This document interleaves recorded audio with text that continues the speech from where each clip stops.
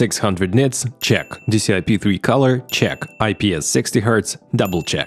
USB-C single cable connectivity with charging, check. Thin and stylish, double check. $1,600 versus $1,000. What's good, guys? You're watching No Limits On channel. Apple finally released a new monitor and it became a disappointment or what? Same panel as in 10 years old 27-inch 5K iMac, but a bit brighter for $1,600. Ouch, that hurts. I'm not even talking about the nano-coating and height adjustable stand, because for this cash you'll be able to get not one, but two 4K 32-inch AOC U32U1 monitors. But let's be honest, there is something about Apple displays that's always been a key to their success. So let's dive deeply into this comparison. I've been using the 5K iMac for more than 6 years now, and I know how this display performs head to toes. Of course, we don't have the Studio Display currently available where I live, but be sure, I know what to expect from the Studio Display exactly, after watching dozens of reviews and considering years of usage of my iMac 5K. The AOC U32U1 is a top-class 32-inch 4K monitor which won my 4K 32 inches monitors comparison with a huge gap from the second place. I'll leave a link to this video in the description if you're interested, after watching this video of course. So first let's walk through the similar things left, except for those I've already mentioned in the beginning. The color out of the box has always been a strong side of Apple's displays, but to my surprise the AOC out of the box was extremely accurate and perfectly matching my MacBook Pro 16-inch with mini LED display. The viewing angles on both monitors are around 178 degrees and they look more than fine at an angle. And an aspect ratio of 16:9, that's it? Quite a short list, huh? So what are the things that are different about those two monitors? 27-inch versus 32 inches. You do get a lot of extra room for your apps and everyday work. But to be honest, 32 inches require bigger desk so you can keep a comfortable distance from your eyes and neck, so you don't turn your neck all the time when you're looking at the corners of the monitor. 5K versus 4K. At a normal distance you almost cannot tell the difference, but there is a catch for Mac users. macOS perfect scaling requires either a 1440p screen or a 5K screen at 27 inches. That is why the text might appear not as crisp and you'll have to play around a bit with the scaling settings to get the right scale for you. It wasn't a big issue to me, but it's something to consider. And by the way, the PPI or pixel per inch difference is 140 on the AOC versus 218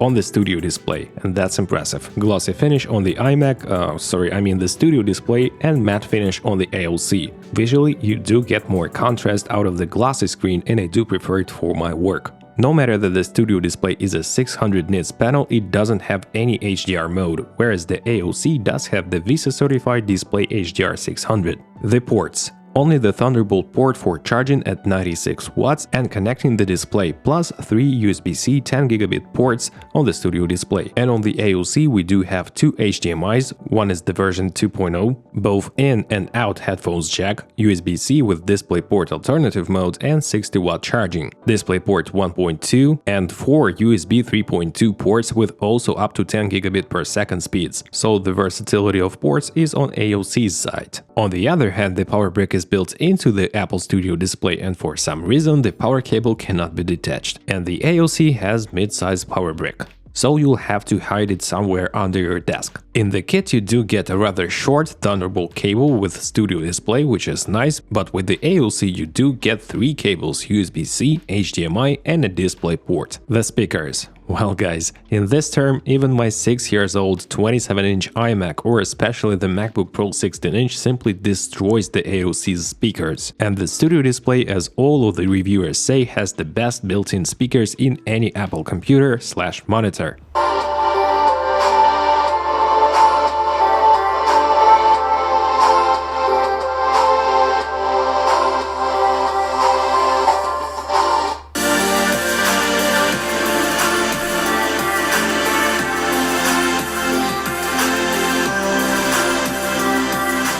The stand. You know what I'ma tell you.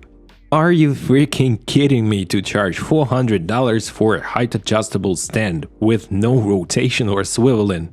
You gotta be. Not only the AOC stand is really cool looking, but also it allows the vertical orientation, has 40 degrees of left and right, and 325 to 18.5 degrees tilt adjustment plus 12 centimeters of height adjustment, whereas the regular stand in $1,600 Studio Display only tilts at -5 to +25 degrees. Apple is Apple. The bezels are quite thin on the Studio Display, but are noticeably thicker than on the AOC. The cable management is a bit better on the Studio Display, having a special hole in the stand, and the AOC only gives you a couple of Velcro straps for it. The menu system and control is achieved via a computer on the Studio Display, and with AOC you get this ugly, once again, ugly menu system and rather flimsy joystick, which is, does what it's supposed to. By the way, smash the like button if you also don't understand how they managed to make this beautiful outfit and such shitty looking software. The design is a very personal thing. I would say both monitors will look amazing at your desk,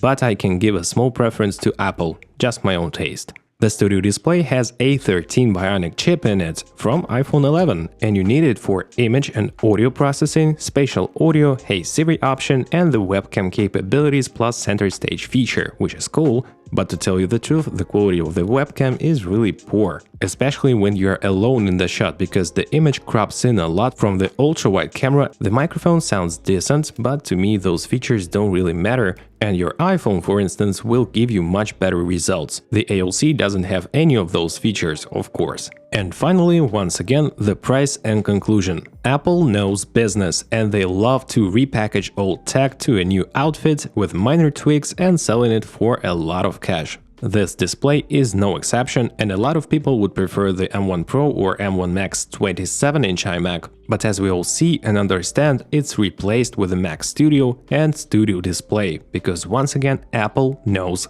business. Maybe we'll get the 32-inch iMac Pro, but that's also unlikely, unfortunately. To be honest, I'd still pick the 27-inch iMac or Apple Studio Display over any 4K display that I've tested, and I've tested more than a dozen of those. You just cannot beat the sharpness, the colors, the overall feeling about this display when you work with it. I'm so spoiled by the iMac 5K and the 16-inch mini LED MacBook Pro. So my point is, if you do have Apple computer and you can justify spending 60% more money for this display, it will serve you for many years to come. But if you do know where to spend the extra $600 to $1,000, I absolutely do recommend trying out the AOC U32U1 monitor. So what's your opinion, guys? Share your thoughts in the comment section below. Which one would you pick? Or maybe you have an even better option. This was Oleg Nikitin, No Limits on channel, and here are a couple of videos for you to watch next. See you in the next video, guys. Take care.